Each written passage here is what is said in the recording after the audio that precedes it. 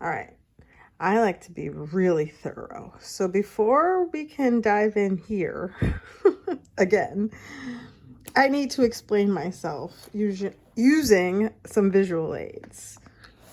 Now, I've explained this all in other videos, but it's here, there, and everywhere. So let's go back to the beginning.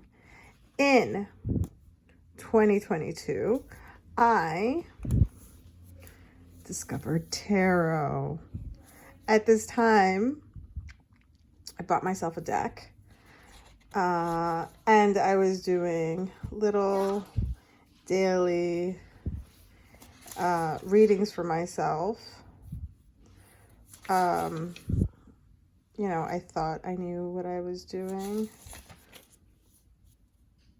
but I had no idea. I really had no idea. Anyways, somewhere not too far ahead, I stopped doing this because, well, this day happened. I've got my crystals with me, and I do still go to the tarot on occasion during this time, but I just don't know enough about it to like do very much with it. So it's a while from 2022 until 2023 where I again hop into this Drop 'em 78. So this was just last year. So I have been a tarot student for a year, really, you know, a devout student for a year. And I'll give you a quick flip of this Drop 'em 78, the dailies, just so you can kind of see how it worked out the first time around in my planner with all the other stuff that was happening. This was how I was pulling my cards, doing my daily life, acquiring decks. And so that's where this tarot study happened. And I'm very grateful for it because it led to many, many other endeavors. Hold on, we're almost done.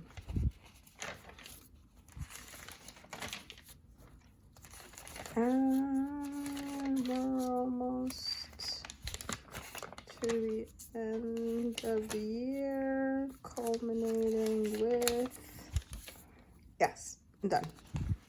So that was that way of doing my tarot study. Then in March, we did 78 Deep, and still in here with all of this watercolor splashing around. This was the first time in these pages where I felt ready to explore a tarot card of my own, explore the symbolism of a tarot card within the pages of my own journal, giving myself the allowance to start taking those elements and putting them to tell my own story. I did this for Everything is Art Spring. So that's how that began in there. Next, now we are in this new iteration of my magical journals, my grimoire, and this is a B6. I've shown this before, but within context, I just want to show you how I have been playing with art in the tarot. I use what's here as a kind of as an inspiration to my own depiction, to myself. This card helped inspire this idea that, you know, lifelong companions. And then the sun is from the Sun card. And I have the Hangman. I love being on my footstool upside down. It's quite inspiring. Okay, so here's where we start getting a little cuckoo with the cuckoo. Here we have this ace represented, but I also want this rainbow of this finale from a 10 of cups, reigning over this gift of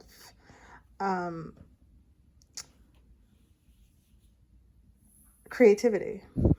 And so that is my depiction. And here, the Lovers is my Gemini card. The Devil is, I feel like, the transition for the Lovers. And then we reach a harmony with the Two of Cups. So that's why that all lives here, because this is like the 3 phases of me. With this was really powerful because this was a, it was a meditation, and we walked through a forest in order to get to this scene. And this scene is this kind of deserty scene, you know. I have this deserty place that I go to. Again, this sun coming from this fool's journey, but also being asked to rest. So I take the wands and I set up my little tent. My little hammock. And funny enough, I didn't see this right away. I didn't notice it right away. It took Leanne to watch a flip through of mine and to notice this.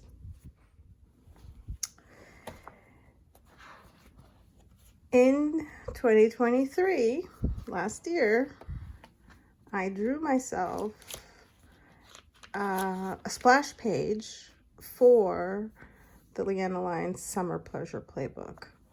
And I just wanted a picture of a relaxing place for the summer. I don't know this place, but I was just like, why not? And so she was like, you've been here before. You've been sending yourself there.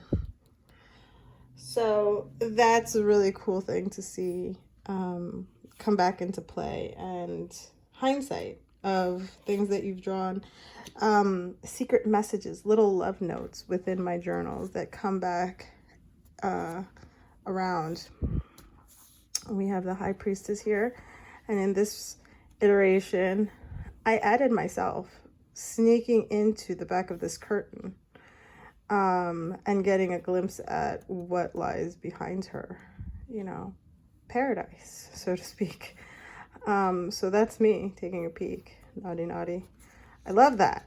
That's playful and silly and amazing. It's my own understanding. And if this is really where I went off the deep end. All I wanted to do was create a tree. Family tree, and it was going to be a simple family tree, you know, some names, some things, but we fell into this whole thing with the Page of Wands, and then, well, if she's a page and she's hanging off this tree, then why not just upgrade her and make her the Queen of Wands and really, you know, up her game, adding some daisies. And we had just gotten Abby, so that was that. The chopping of the, you know, the part of the tree that no longer serves. There's a space here because I do have another depiction that I need to add to this, but I haven't yet, so I'm just going to ignore the big space in the middle.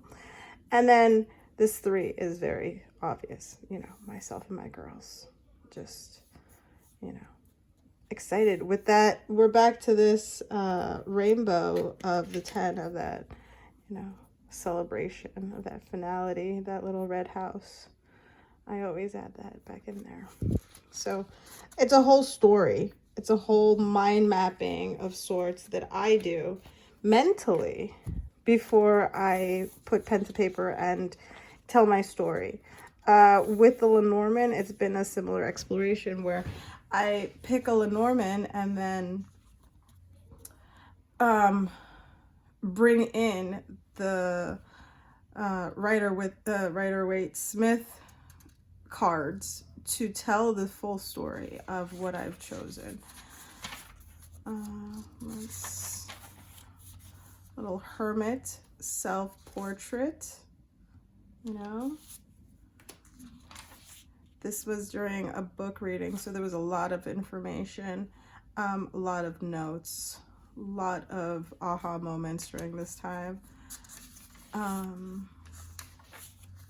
A lot of information to digest, including the fairy tale version of these stories, of these tarot cards, you know, the tower represented by Rapunzel. So I went ahead and depicted the Disney Rapunzel tower, you know, and now that story lives in my head.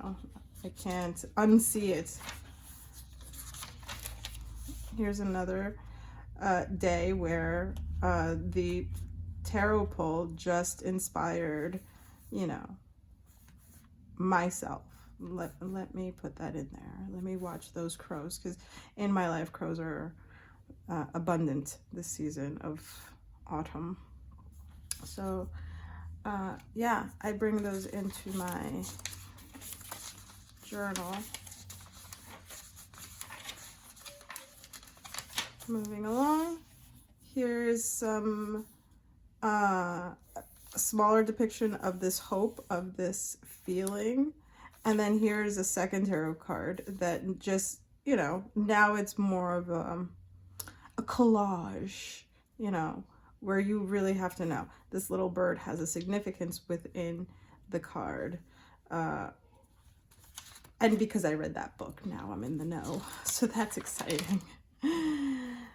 And here's some more homework, which then leads to the creative side of drawing myself. You know, this is very much looking like an Annie character, trying to get over from one side to the next. Again, bringing in those daisies that I know, you know, and I always change them for crows in the background, mostly because you know, it's just my bird. So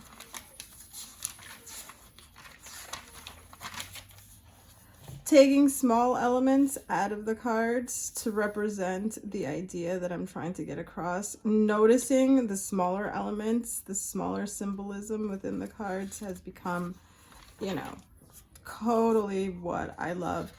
And I'm inspired by. This is a card we're working with right now. And then here is today, and where we are going to begin this video. All right, so for this exercise, I have chosen, or they have chosen to come out and play, Santa Muerte, the Urban Crow Oracle. We've got the Enchanted Map, which is not even an oracle that I had chosen for this time of the year, but it wants to play. We've got Roots and Wings Oracle, and we have my Lenormand. Why Lenormand versus Centennial? Because the Lenormand will inform which cards we need to work from in here. It just adds an extra layer. It just adds an extra layer of significance. So we're going to shuffle, and then we're going to mind map. And then we're going to create some art. And that's all going to happen right here, right now. Let's go. I thought I'd spare you real-time shuffling, especially because I have little hands and I have a hard time getting my hands around. Hence all the crazy faces I'm making. Painful to watch. Yeah. But here, I am shuffling through my Centennial deck, looking for the cards that will correspond with the Lenormand picks. So that's why I'm so serious. All right. Now that we've got all of our cards, we've got work with. This was our jumper card, Anticipation. They always want to tell a story. They really, really do. Okay, so let me just get rid of all the excess.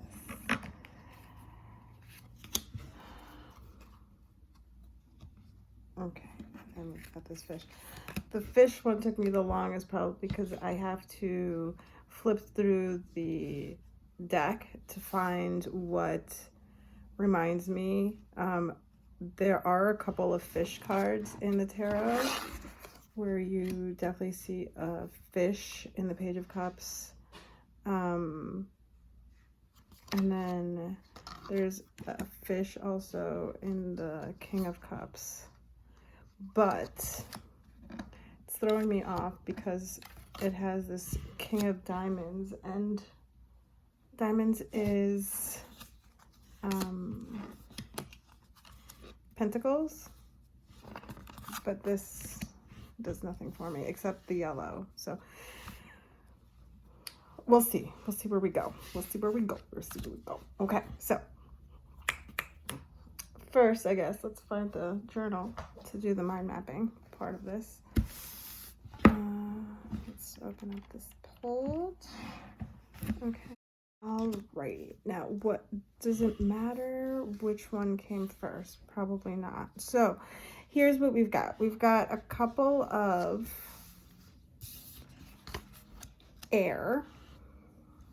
Then we've got Page of Swords, who's also air. We've got coming to life with this butterfly, so that's air. And then we've got water with earth. So there is like a dynamic elemental vibe. So I guess we can start there. How does one do this? Okay, so you know what? I'm just gonna go with that. Air. And then so we'll just put 3 crow anticipation. And then we've got the mother vibe. We'll put her in the middle because, you know, mother. And then we've got clearly the page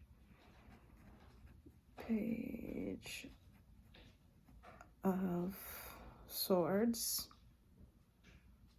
That's all airy. And then this 29 coming to life.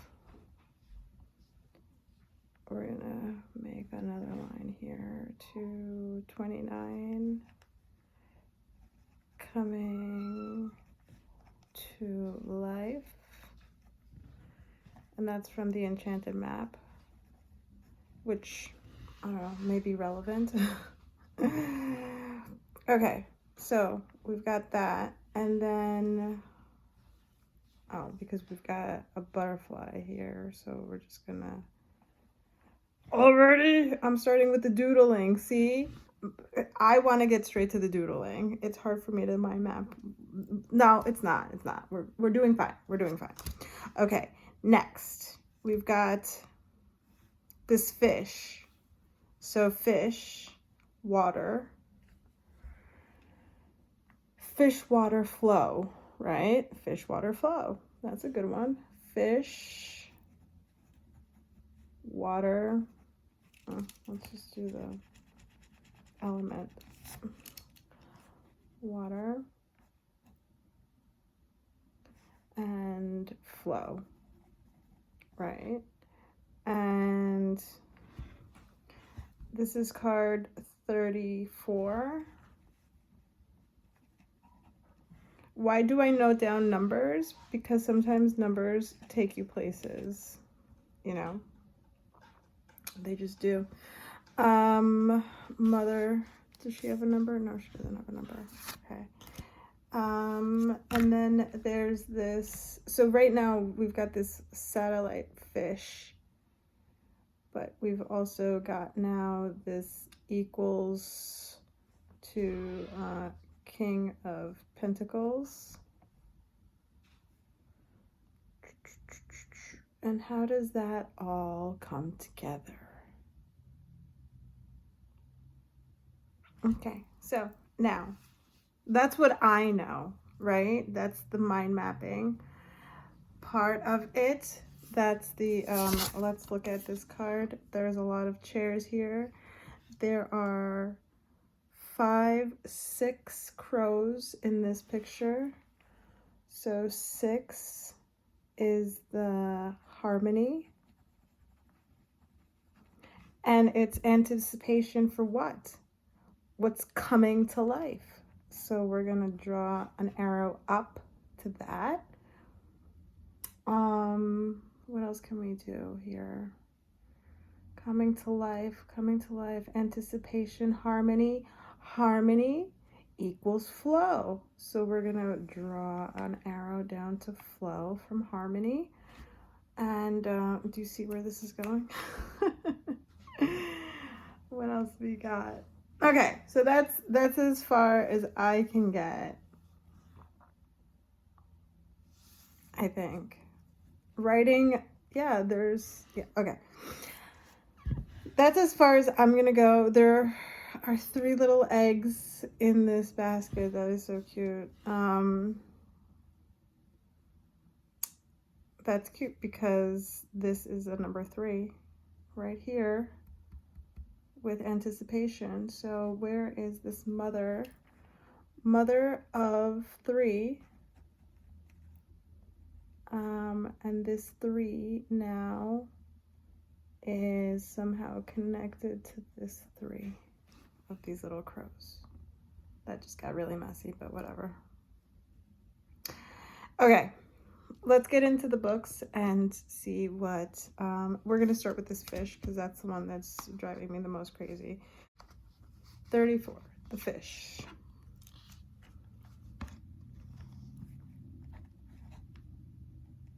Is a positive card. That's good to know. So we've got abundance. That's that water. Finances, flow, money, prosperity. Flow, money, prosperity. And we already said water. Okay. A card of independent and financial diversity. A card of taking control of things and getting ahead of the game. Business dealings done one-on-one or self-employed workers are represented by this card. Yes. Yes. Which means that this self-employed mother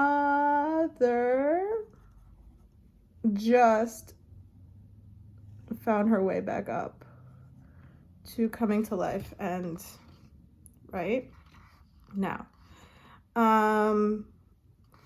career management, smooth relationship in love, consultant, managing director, financial contacts. Characteristics: a person with dark hair and usually a darker or tan skin tone. Timing around the middle of the month. I'm ready. Image origins. This is where I like to look at this in contrast to the tarot. This was a simple find from the back cover of The Golden Vanity and The Green Bed, book illustrated by Pamela Coleman Smith. So basically, this picture has nothing to do with any of the other tarot. It just has to do with the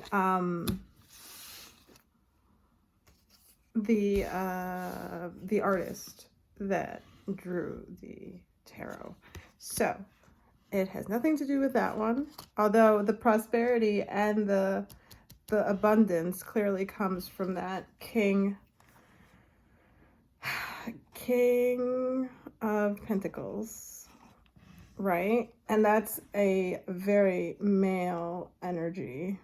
I'm just gonna represent energy like that. But for me, it was always the Page of Cups and or this King of Cups. So I'm going to include them, King and Page of Cups. Because they have the fish. This dude is talking to the fish. And I feel like he grew up and he forgot that his pet, I mean, maybe he just threw his pet fish into the thing and, you know, it's so loyal, it hangs out with him. Something like that. Okay, these cards had nothing to do with anything, except that these three could still be these three. You know what I mean? There are three. So I like this for this. And I like these. I don't know. I'm going to keep all of these guys here because this is just my mind map and I make my rules. Okay, we're just going to leave that there. What else can we look into here? Coming to life. Coming to life. That's the next one we're going to look at. And we're just going to go ahead and grab this book from behind you. Excuse me, 29. Coming to life. Something beautiful is being born in your life. Upright.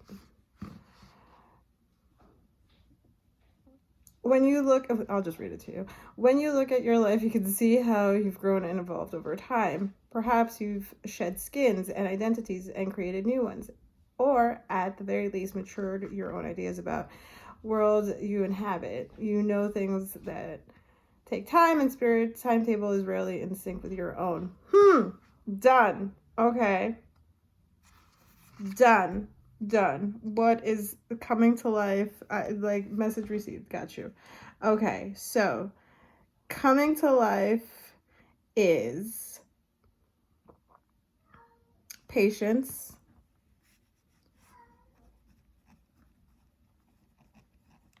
trust, and hindsight. How do you spell hindsight? Hindsight. Why did that seem hard? Yeah, it's a totally positive card also. So that definitely goes in sync with this. However, where we have fish here, we have this butterfly here. I don't know. I don't really vibe a lot with collage decks. I have them, but it's harder for me to know. Like, is this something that the artist just threw in there, or is this actually symbolic? How much do you read into it? Like, how serious should I take it, kind of thing. All right, so we'll leave that one there. Next, I guess we'll go with the mother, and we'll check what that one says. Mother. Okay, symbol of unconditional love, sees sacrifices, shields, and protects her young, sees her potential, and does whatever it takes to see them grow. I mean, mother is mother, right? Mother is queen. However, that one just kind of sits at the top, and she's that protector, that love, that source of cups, so she's very much right here over these guys in this general area. So yeah, love that for her. Good job, mom. Self-employed mom. I wonder where this is all going. And then that coming to life, that patience, that hindsight, that all has to do with how do I get now this explanation over here to the page of swords, because that's what that is, right? Writing your own story, being writing the story of your life, and knowing that you have the tools to manifest. And when you get a negative card, to simply change your perspective and do whatever it takes to not be in a space of that negativity. Anyways, that's that. Anticipation is, the balance between this patience and, you know, the patience and also the wanting, the needing to start, to begin, to have whatever this coming to life is happen in a speedy way. Let's get this prosperity flow going. That's my mind map. That's how we ended up working it out. And I am not mad at it. I mean, I am extremely confused. I know I wrote it. I got us here. But this all happens in my head. And so now, if I was looking to, and we will be looking to, create a piece of art around what I just pulled, because I want to show you guys how I do what I do. But going through Sylvie's method makes me feel less crazy, because again, this all happens in here without the pencil, without the paper. It just pulling the bits and pieces and then throwing them all together in a big spread like this one. You know, and because this was so much brain activity, it is quite possible the reason why I've shied away from doing it again. Or it just may be a season of life where I just didn't need to do it so soon. But here we go. Let's get to work. All right, you're stuck with voice over me for a while. So we're going to begin with this pentacle coin. Already I'm replacing the little cross on the... bringing in my own symbolism. This is all about making it my own within the context of having the cards. So we've got the coin. We've got some water spilling over. This Ace of Cups is going to be kind of the, I don't know, let's call it the main part of it. It's in stages. This art ends up being in stages. It's very cool.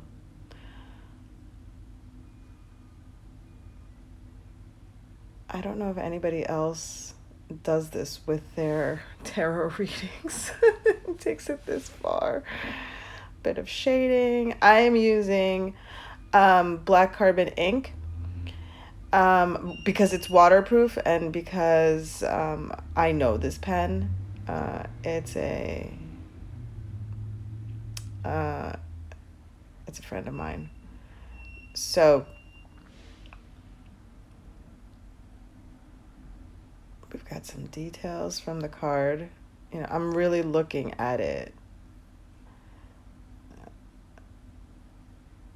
Some shading. I'm really a pro here. Not for nothing, but you know, I am doing this all freehand, no pencil, just lots of trust in my skills.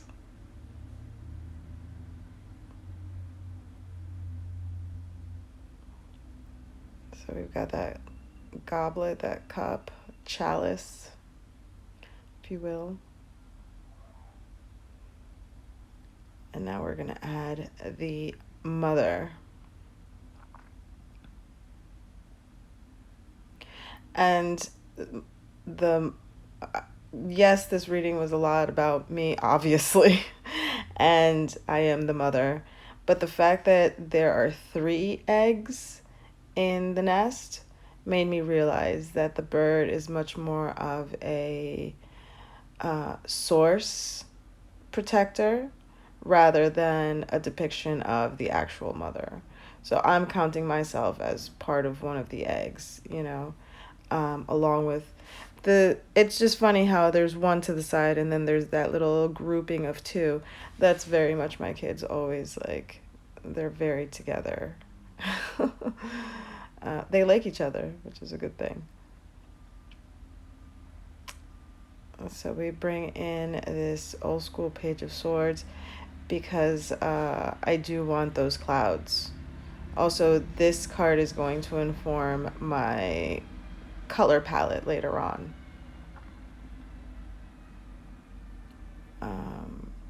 And because we brought in the bird, I didn't incorporate the hand holding the chalice because, you know, we only need one depiction of source, so to speak. You know what I mean? Which is why the clouds were important around the bird. Okay, so we gotta move things around, keep things going. Just so you know, this video footage is double the speed as I talk. So, I mean, this video would have been literally hours long had we done this real time. You know, because I'm drawing freehand. It only looks cool in hindsight. All right, so I'm very excited about the fish, but also I want to make the fish very much this depiction of the Three of Cups, which is a card that when it comes up, and it comes up often for me, is very much a celebratory, you know, between me and my girls. So in an effort to, because I had already drawn this before in that, you know, tree spread, I wanted to do something a little bit different with them. And I think I definitely accomplished that. Bringing in also that water element.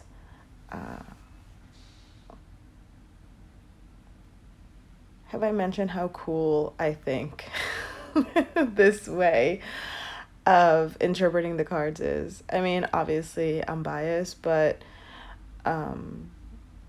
rewriting it to fit my own story is so cool, you know. And it's also kind of like a moment in time. Like, I'll look back at it and it really does represent this time right now, this trust, this hope, this, yeah. Anyways. Okay. There's my second figure. And do you, you see where I'm going with this? They're mermaids. I made them mermaids.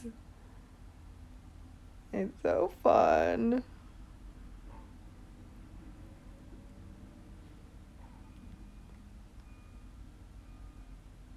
There is like a random line, but don't you worry. We'll take care of that in a bit. And here is the third figure.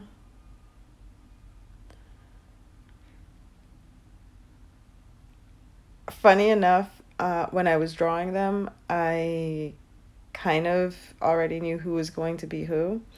And later on, when I went back to check the other time that I've drawn this card, I had also, like, the figures already represent who we are, which is kind of funny. My kids totally appreciated it too, so that's a good feeling.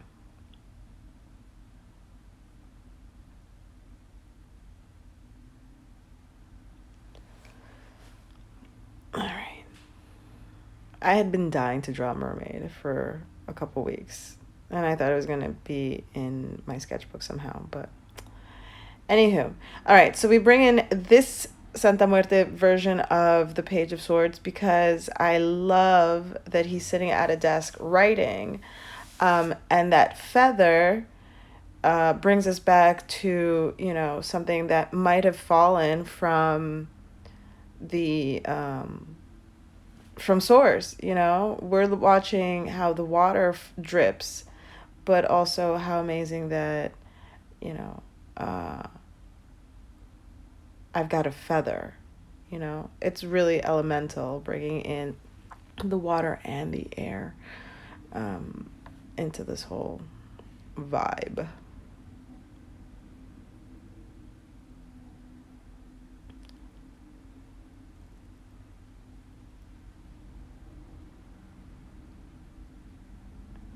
I debated how I wanted the water to look because in all three cards it was different. I knew for a fact I didn't want it spiral. Um, that much I knew. But I still want to add the fish. I want to make sure that I have representation from all of the cards, that they're all kind of in there. Because they all have a very special place and, information. So here we go. This is the waterfall,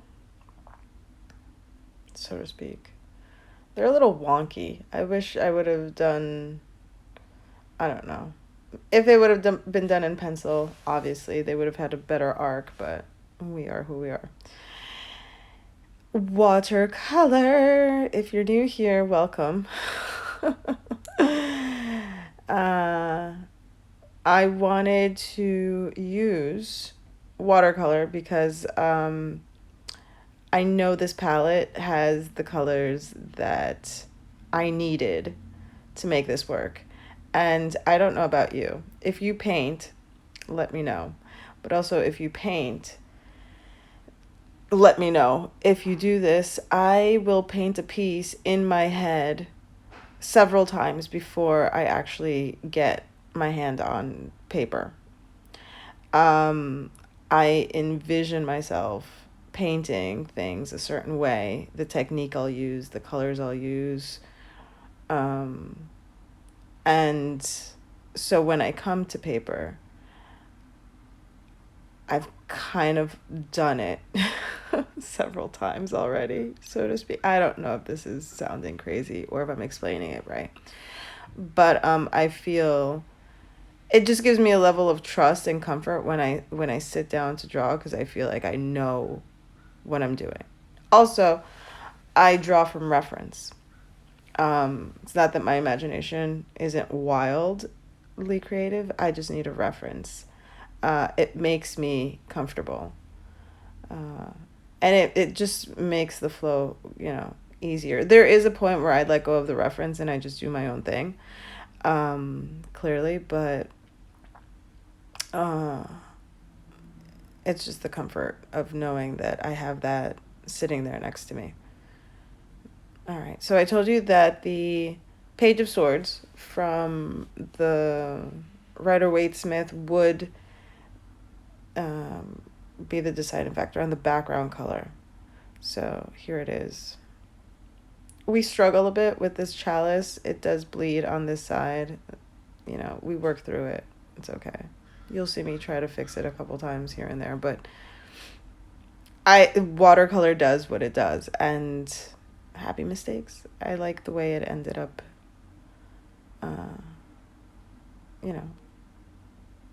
We're not trying to do a masterpiece here. It's just leaving ourselves that moment in time, capturing that moment in time. So we bring the blue from the top back down to the bottom, but keeping it lighter so that I have a bit of a balance. Yeah. And then, of course, all of the yellow is nice and bright.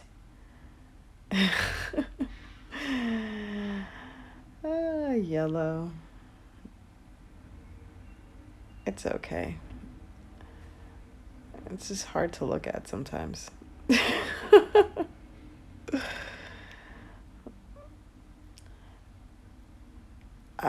I give each mermaid her own color tail. If you follow my planner videos, then you know that I represent each child with a dot marker for their appointments and schedule.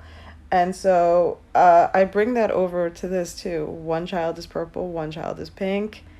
And And then, just because it's me, I figure I'll use the color mermaid. uh, yeah, it was either that or brown. I don't know why I didn't think about mauve. Now that I'm looking at it, could have been the mauve one. Anyways, like I said, I like the way this looks. I had a lot of fun, if you can't tell. And this is a B6, so this page is relatively small for all of the stuff that I'm adding. Let me talk to you about my watercolor brushes because I haven't done that. I use the same watercolor brushes over and over and over again. They're from Michaels. They're the cheap kind. Simply Simmons. I prefer round brushes. And I believe in this video, we are mostly using the number 4 and the number 8. However, I also have a number 12 and a number 1. The number 12 being, or it used to be my favorite. I use that one the most. I always had issues with number 4. I guess that was the old me. The new me is using the smaller brushes. And doing quite well.